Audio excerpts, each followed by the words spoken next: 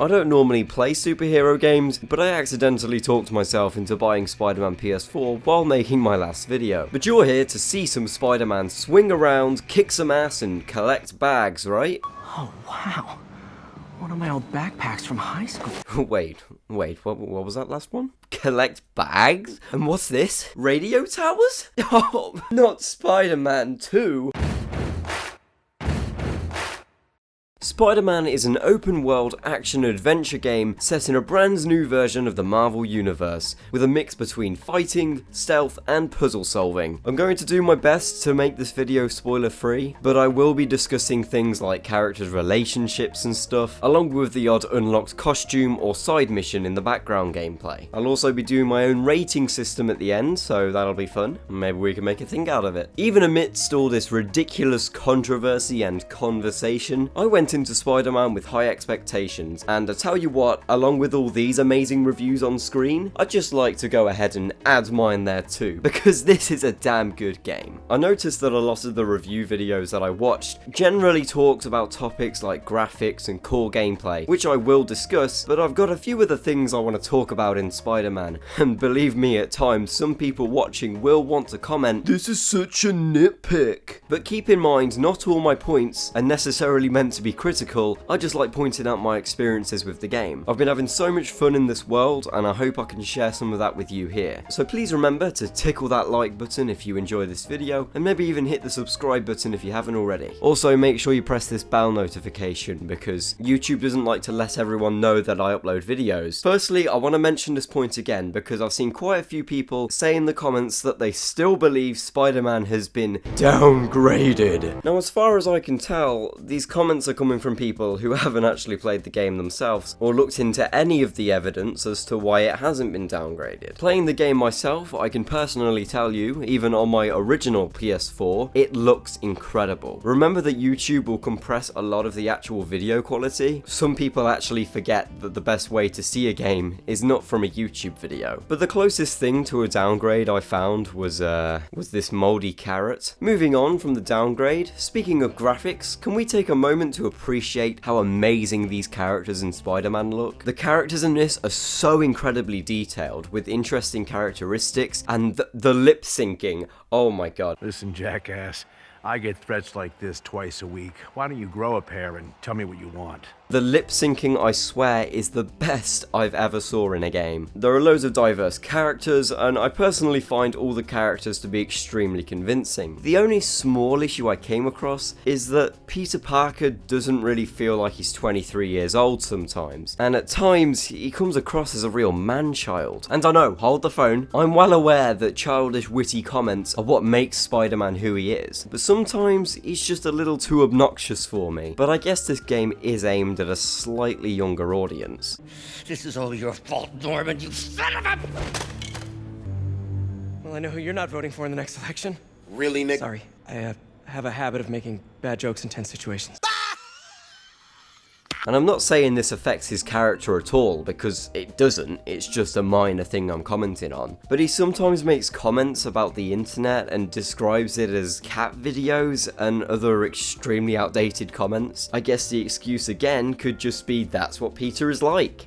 I get it, he's relatable. Maybe this is just a cultural difference. I am a snarky Brit after all. Moving on to the traversal in the game, I could just comment right now on the web swinging and say, it's so fluid and smooth. Because, you know, it really is. Zipping around the map is what you're going to spend 80% of your gameplay doing. And I know people have joked about IGN's review video when they say, Insomniac Games' adventure strives to make you feel like Spider-Man. But I'm not gonna lie, the game really is immersive, and you really do feel like Spider-Man playing it sometimes. There's a fast travel option, but so far I haven't really found myself wanting to use it, except to see the funny loading screens. The map of New York is beautiful and such a joy to travel through, and when it comes to a mission appearing on either side of the map that I have to get to, I haven't once grumbled or complained. Purely for how much is going on in the world, there is always going to be something happening while you are traveling to another objective. And with all this web swinging comes great responsibility. The responsibility to clean up everything you've apparently littered around New York the past 8 years. So the general way to progress your skills and gadgets in the game are from going around the map and completing certain objectives. You slowly unlock similar and more challenging challenging mini-missions like your typical bandit camp style, time trials, landmarks, and apparently all of Peter's old school bags.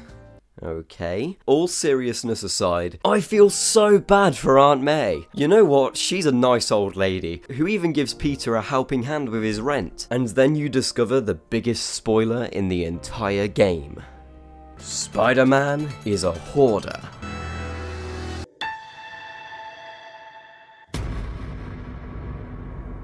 I bought this used graphing calculator at a pawn shop. Stopped working in the middle of a trig exam. So Spider-Man has basically, up until the point we take control of the game, been leaving backpacks lying around literally everywhere, and each one of these backpacks contains some kind of item from Spider-Man's history. And you know what, Insomniac have done a really good job at putting these items into the game. Even if you are just collecting them, when you inspect them you can see there's a lot of work put into each one of these. But then I noticed one of these items is literally a menu that Peter has robbed from a restaurant. The menu from my first real date with MJ.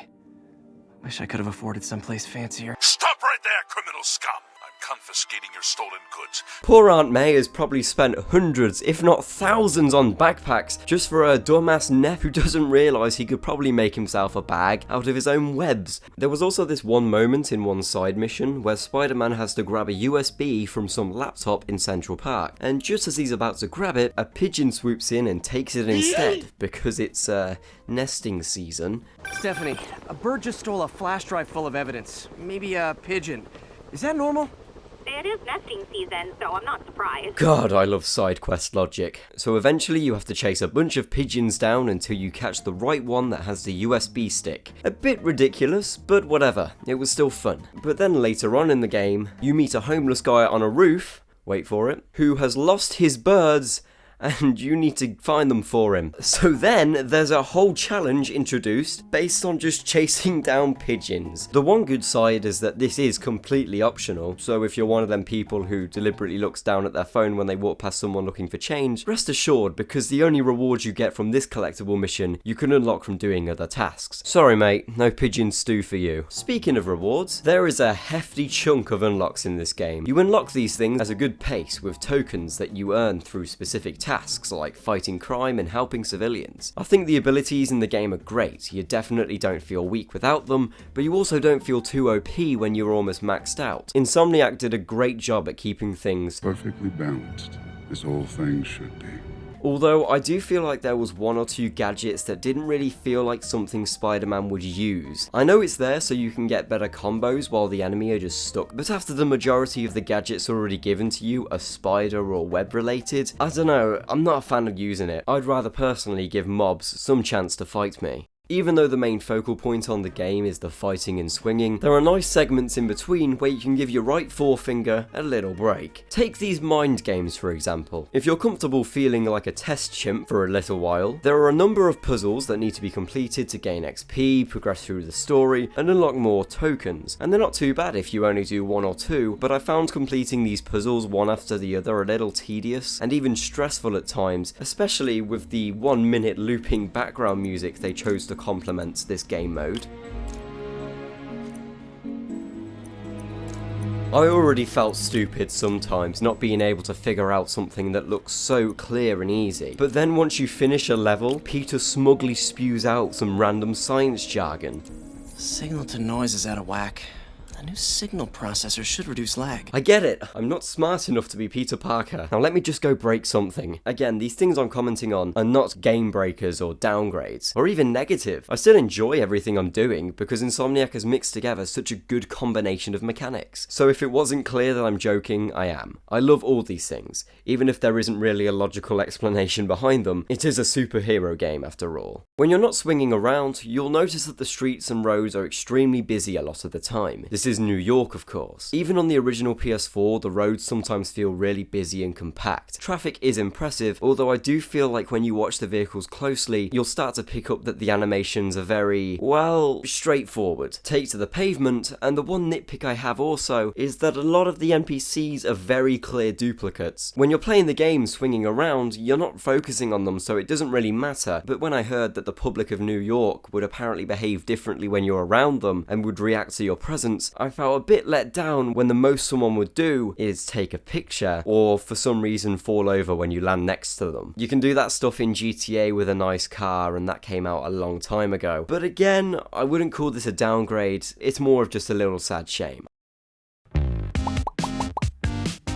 So far, I have genuinely been playing this game non-stop since release, and I would really recommend this game to anyone, superhero fan or not. I think most people would enjoy this even if they don't adore Spider-Man. Sony have really got lucky having this exclusive, because I do think it's a shame that other consoles don't get to experience this. That, and I'd also love to see someone out there with the most powerful PC play this game in the best graphics possible. Have you got Spider-Man? Let me know in the comments section below. And if you enjoyed this video, be sure to drop a like, and if you'd like to support me further, please check out my Patreon page. Over there you can find bonus videos, posts and more. This weekend I'm going to be playing the Blackout Beta along with a lot of other people. For the people on my Patreon who are $10 or more, if you want to send me a message with your PSN, then we can play together if you want. Just so you know, I still have not pre-ordered Call of Duty Black Ops 4, I've just managed to get hold of a code. But I will be honest, the trailer that they released a few days ago has got me pretty hyped up for it. It actually comes out in a few hours, so hopefully I can get this video out before everyone loses complete interest in Spider-Man.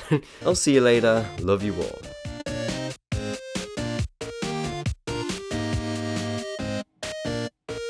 It's easy for you to say. Sorry, I just can't do what you do. All right, put them up. Seriously. Yeah, come on.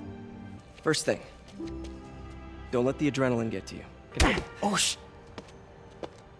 NANI?!